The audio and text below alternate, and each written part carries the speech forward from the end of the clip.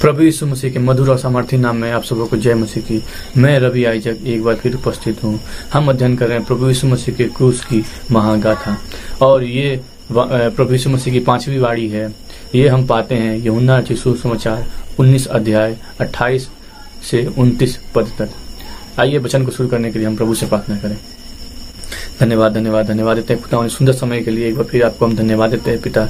हम धन्यवाद देते हैं सुनासी सुंदर वचन के लिए सुनासी, जबकि हम आपके पिता से पवित्र शास्त्र से खुदावन आपकी सलीब से बोले गए 5वीं वाणी का अध्ययन करने जा रहे हैं। खुदावन आप हमारी मदद अगुवाई करके सुनासी हमारे बोलने और पिताम सर पढ़ने में खुदावन आप हमारी अगुवाई और रक्षा करिए सुनाश्री। पिताम सर जो कुछ पिताम सर वचन पिताम सर आज बोला जाता है सुनाश्री होने दीजिए कि 100 गुना फल लाने वाला हो सके खुदावन।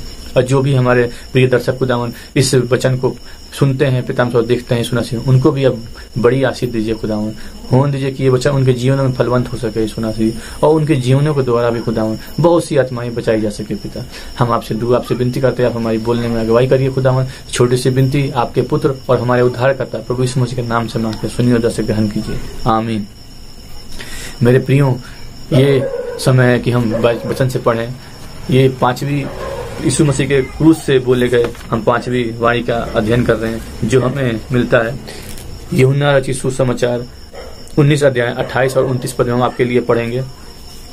यूहन्ना रचित सुसमाचार 19 अध्याय 28 और 29। इसके बाद यीशु ने यह जानकर कि अब सब कुछ पूरा हो चुका, इसलिए कि पवित्र शास्त्र में जो कहा गया था वो पूरा हो, कहा मैं प्यासा हूँ। वहां सिरके से भरे हुए एक बर्तन रखा था, अतः उन्होंने सिरके में भिगोए हुए स्पंज को जूफे में रखकर उसके मुंह से लगाया। ये हमारा प्रभु यीशु मसीह का 5वां वचन है जो हमें मिलता है। यहाँ पे अद्भुत रूप से हम देखते हैं कि जब प्रभु यीशु मसीह को यह आभास हो गया कि पवित्र शास्त्र का पूरा जो कथन है वो सब कुछ पूरा हो गया, तो प्रभु यीशु मसीह ने एक आखिरी जो वाणी थी उसको भी प्रभु यीशु मसीह के माध्यम से प्रभु ने कहा कि ये भी पूरा हो जाए। तो उन्होंने कहा, जैसा लिखा है वचन में, मैं प्यासा हूं। अद्भुत से प्रभु का वचन हमें बता रहा है कि प्रभु किस चीज का प्यासा था वहां पे। क्या उसे प्यास लगी थी? क्या उसे जो जीवन का जल प्रभु ने हम पापियों के लिए रखा है, क्या प्रभु वो ये बताना चाह रहा था? प्रभु ने जब ये बोला कि मैं प्यासा हूं, तो वहां जो सिपाही खड़े थे वो जूफे में उस सिरके को डुबा कर उसके मुंह में लगाने लगे। क्यों? हो सकता है वो दर्द के मारे बोल रहा हो या कैसे भी बोल रहा हो। उस समय का ये चलन था कि उसका दर्द कम हो जाए। लेकिन मेरे प्रियो, प्रभु उस दर्द को कम नहीं होने देना चाहता था। प्रभु को वो सांसारिक प्यास नहीं थी। मेरे प्रियो, हम वचन से पढ़ेंगे। ये वचन में लिखा हुआ है यूहन्ना रचित सुसमाचार 4:10 में हम जैसे कि पाते हैं सामरी स्त्री के विषय में।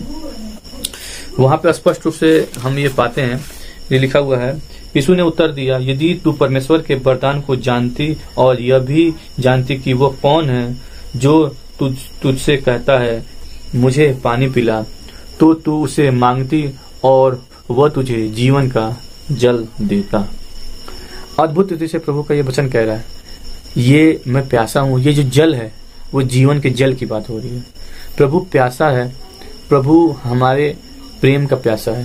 प्रभु हमारे जो जीवन में जो गंदगी है उसको दूर करने का उसको प्यास था। आगे एक वचन और हम पढ़ेंगे इसी में, आगे 13 और 14 में। यीशु ने उसको उत्तर दिया, जो कोई यह जल पिएगा वो फिर प्यासा होगा, परंतु जो कोई जीवन में से पिएगा जो मैं उसे दूंगा वो फिर अनंत काल तक प्यासा न होगा, वरन जो जल मैं उसे दूंगा वह उसमें एक सोता बन जाएगा जो अनंत जीवन के लिए उमड़ता रहेगा। अद्भुत रीति से प्रभु का ये वचन हमें आज ये बता रहा है कि प्रभु यीशु मसीह जो अपने संसारिक स्थिति में है, जो शारीरिक दुख पीड़ा में है, प्रभु ने ये बोला मैं प्यासा हूं। मेरे प्रियो, प्रभु को वो यातनाएं सहे काफी घंटे गुजर गए और प्रभु को जब गला सूखा या प्रभु को जब प्यास लगी तो प्रभु ने बोला मैं प्यासा हूं। वो इसलिए नहीं बोला कि उसका गला सूख रहा है या उसको पानी चाहिए, वो धर्मशास्त्र की बातों को पूरा करने के लिए वो ये शब्द बोला। मेरे प्रियो, हमें समझना है प्रभु यीशु मसीह ये जो धर्मशास्त्र है इसको पूरा करने के लिए संसार में आया। मेरे प्रियो, हमें भी इस धर्मशास्त्र पे चलना है, इस वचन पे चलना है। मेरे प्रियो, हमें चलना अगर नहीं आता तो प्रभु से मांगे, प्रभु से हम दुआ करें, विनती करें, निवेदन करें कि प्रभु हमें अपने मार्ग पे चलाइए, चलने की ताकत दीजिए, चलने की हमें शक्ति प्रदान करिए। मेरे प्रियो, प्रभु ने कहा मांगो तो तुम्हें दिया जाएगा, ढूंढोगे तो तुम पाओगे, खटखटाओगे तो तुम्हारे लिए खोला जाएगा। मेरे प्रियो, हमें मांगना है, प्रभु से मांगना है, प्रभु का द्वार खटखटाना है, प्रभु के पास आना है, तभी प्रभु हमें वो जीवन का जल हमें देगा। मेरे प्रियो, हम अपने गुनाहों से तौबा करें। मेरे प्रियो, हम अपनी पुरानी जिंदगियों को छोड़ें और हम प्रभु में एक नया जीवन शुरू करें।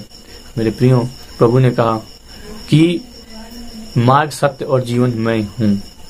मेरे प्रियो, अगर हमें प्रभु के मार्ग को चुने, आज हमें निर्णय लें, हमें इस वचन से आज सीखें, आज ये हमें अपने में प्रण करना है कि हमें प्रभु के मार्ग पे चलना है, प्रभु को अपना जीवन देना है। मेरे प्रियो, हम बाइबल में से डेली पढ़ें, उस पे मनन करें और दूसरों को भी मोटिवेट करें कि ये प्रभु का वचन हम सबों के लिए एक उन्नति के कारण बन सके। मेरे प्रियो, हम दूसरे को भी अग्रसर करें, दूसरे को भी मोटिवेट करें कि वो वचन से पढ़ें और प्रभु जिस धर्मशास्त्र के वचन को पूरा करने के लिए संसार में आए, हम भी मेरे प्रियो उस वचन पे चलकर अपने जीवन को सफल बनाएं। मेरे प्रियो, प्रभु आप सबों को बहुत से आशीष दे। आप सबों को जय मसीह की।